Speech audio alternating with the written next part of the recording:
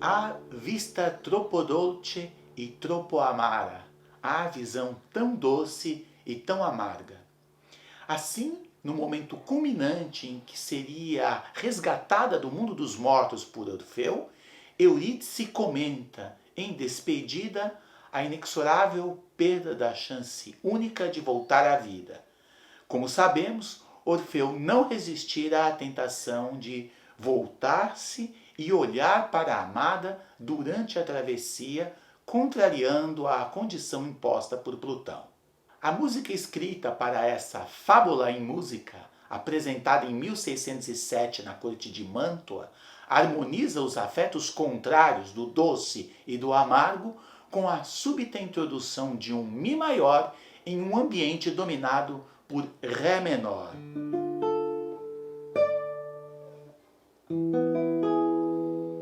A nota cantada pela soprano sobre a palavra dolce soa um trítono 3 tons abaixo do Ré inicial. O trecho do libreto de Alessandro Stridio, inspirado no canto 10 das Metamorfoses do poeta latino Ovídio, prossegue, ainda na fala de Eurídice, così per troppo amor dunque mi perdi, pois é de tanto amor que então me perdes. O músico que, na transição da Renascença para o Barroco, deu forma para a nascente forma de representação dramática que seria conhecida como ópera, é o tema deste vídeo. Seu nome é Cláudio Monteverdi.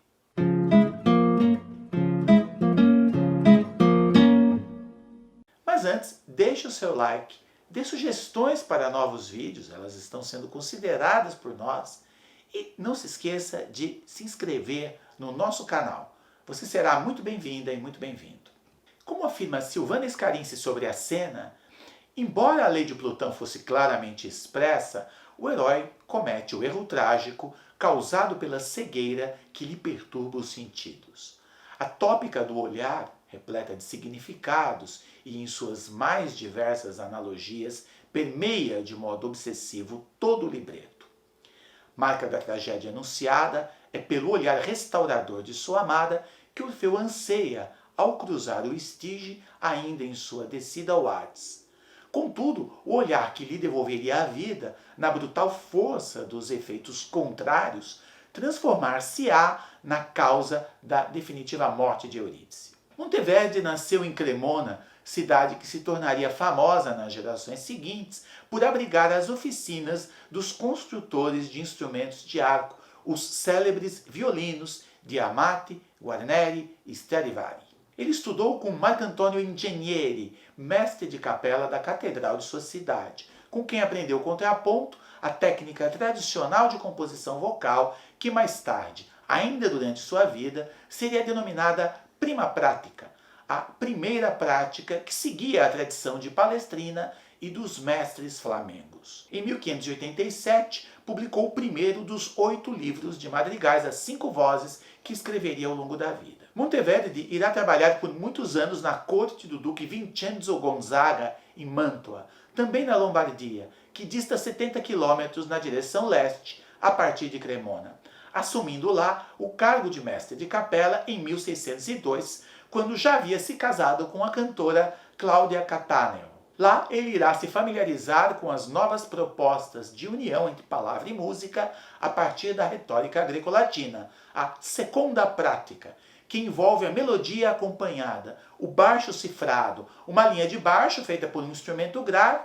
em geral de arco, harmonizada por um teclado, cravo, órgão ou instrumento de cordas dedilhadas, como alaúdes e teorbas, com função de acompanhar o canto com acordes. Seu ecletismo técnico o obrigará a se envolver em polêmica com o teórico tradicionalista Giovanni Artusi, ao qual responderá em manifesto publicado junto com seu 5º livro de madrigais. É nesse contexto que, tendo absorvido as experiências com o estilo representativo realizadas em Florença, mais abaixo no mapa, na região da Toscana, a tentativa de reconstrução da tragédia grega por nomes como Giulio Caccini e Jacopo Peri, que surge em 1607, como vimos, sua ópera em 5 atos, ou fábula em música, como vem expresso na partitura, Orfeu. Embora nem sempre indicando seu uso especificamente, Monteverdi também dá um passo importante para a constituição da orquestra moderna, fazendo em Orfeu uma lista que prevê mais de 30 instrumentos.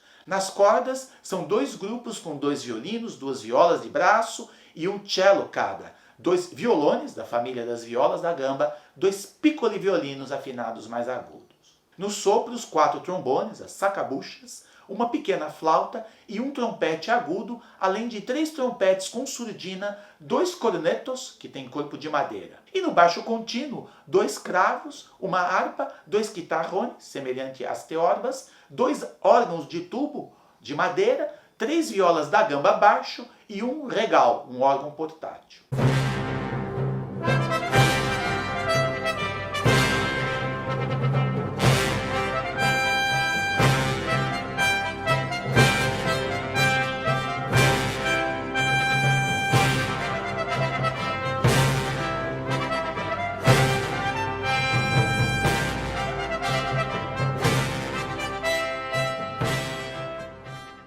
Pouco após a estreia de Orfeu, Monteverdi perde sua esposa e, bastante abalado, passa vários períodos na casa de seu pai, em Cremona. Em 1610, publica Vespro della Beata Vergine, As Vésperas da Santa Virgem, coleção de obras sacras, muito elaborada, variada estilisticamente e que mostra seu amplo domínio da polifonia tradicional, a prima prática.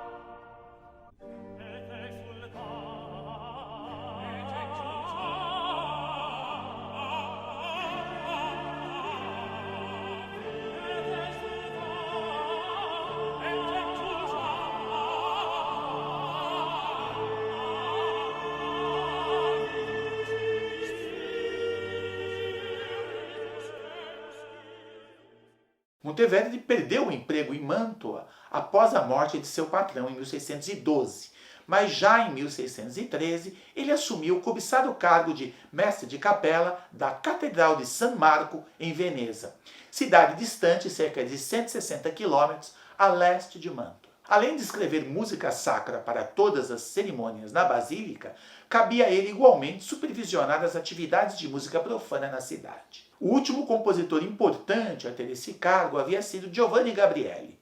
Vale a pena fazer algumas conexões acerca da formação dos músicos de Veneza nas gerações anteriores a Monteverdi. O belga Adrien Villers, que viveu entre 1490 e 1562, também havia sido mestre de capela em San Marco de Veneza. Ele estudara em Paris com um discípulo do célebre Josquin des Prez. O músico e tratadista Gioseffo Zarlino estudou com Villers e assumiu como mestre de capela em San Marco em 1565.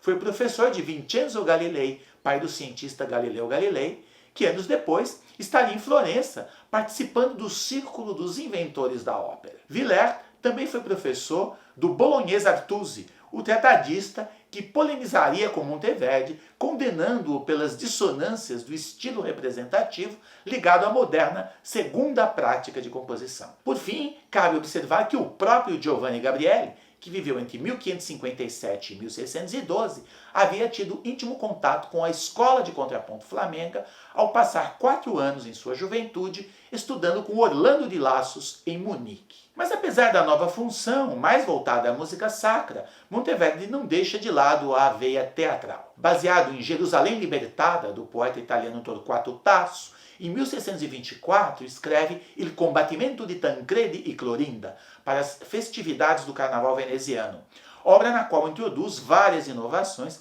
como o estilo concitato, agitado, com um amplo uso de notas repetidas rápidas que ele passa a utilizar para emular musicalmente as cenas de guerra e batalha.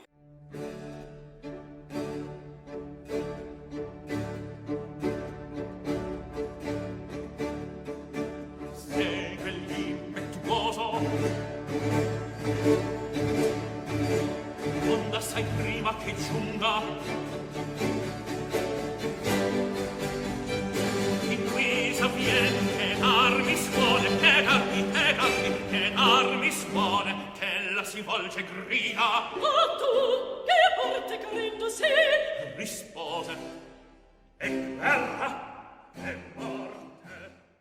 Por volta de 1630, Monteverdi ingressou na vida religiosa. Uma epidemia de peste atingiu a cidade de Veneza no ano seguinte e as atividades musicais ficaram 18 meses suspensas. Um de seus 2 filhos e também seu principal assistente foram vítimas da peste. Em 1637, as primeiras casas públicas de ópera são abertas em Veneza e Monteverdi produziria mais 4 obras no gênero, das quais 2 chegaram até nós. O Retorno de Ulisses à Pátria, de 1640, e A Coroação de Popeia, de 1643, estreadas no Teatro de San Giovanni, em São Paulo. Consideradas as 2 primeiras óperas modernas, embora haja controvérsias acerca da real autoria desta última, que ao mesmo tempo marca o advento da temática histórica no gênero. Popeia foi amante e segunda esposa do imperador romano Nero. O 8º livro de madrigais, publicado em 1638,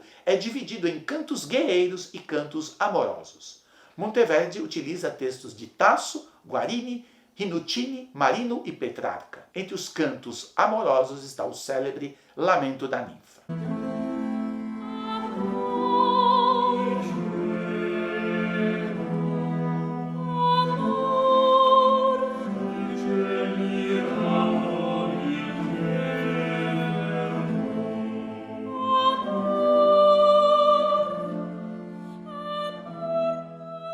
Monteverdi morreu em 1643 e está sepultado na igreja Santa Maria Gloriosa dei Frari, em Veneza, onde também repousam os restos mortais de Giovanni Gabrieli, seu antecessor como mestre de capela da Basílica de San Marco.